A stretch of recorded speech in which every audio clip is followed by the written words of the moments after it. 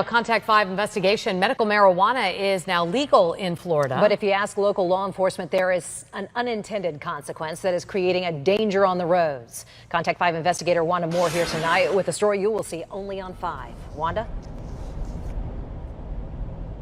If someone drives drunk, there are many ways for police to prove that. Breathalyzer tests and blood tests, to name a few. And while there are many signs across our area warning people, like the one that you're seeing on your screen right now, that while you're driving high, you will get busted, police admit to me that's a pretty tough case to make. Do you know why I stopped you? Martin County Sheriff's Corporal Jennifer Cuddy told me she got into law enforcement because she wanted to save lives. I made 85 DUI arrests last year on day shift. While she can easily test someone for alcohol or other drugs, there is no court-acceptable test available that can prove whether someone is driving while high on marijuana. I'm not gonna let you get away with it. But the justice system just might. It's absolutely frustrating. Drive baked, get busted.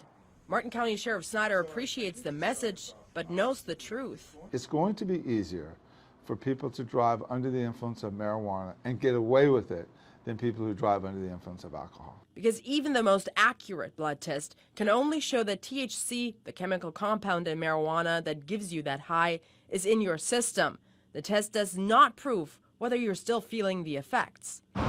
Without any reliable test to hold up in court, prosecutors go for other charges. I would think that the state usually is going to lean more on the DUI under the influence of alcohol because that's going to be easier to prove. Science needs to come to our aid. We need some help. So this is a marijuana breathalyzer. A California company might have done just that. We have developed a new scientific approach that allows us to measure very small particles of THC in breath. A breathalyzer test for marijuana that can tell a police officer on the spot whether the driver is high. They want to know if you're stoned right now.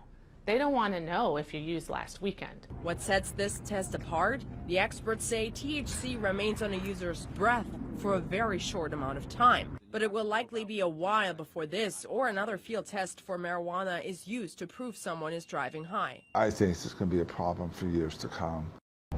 For now, it certainly remains a problem. I spoke to a DUI defense attorney who tells me he hardly sees any charges related to driving under the influence of marijuana because prosecutors simply know that it's basically impossible to prove. So even if they find a smoked joint in someone's car, they will go for possession rather than driving under the influence because it's so difficult to prove.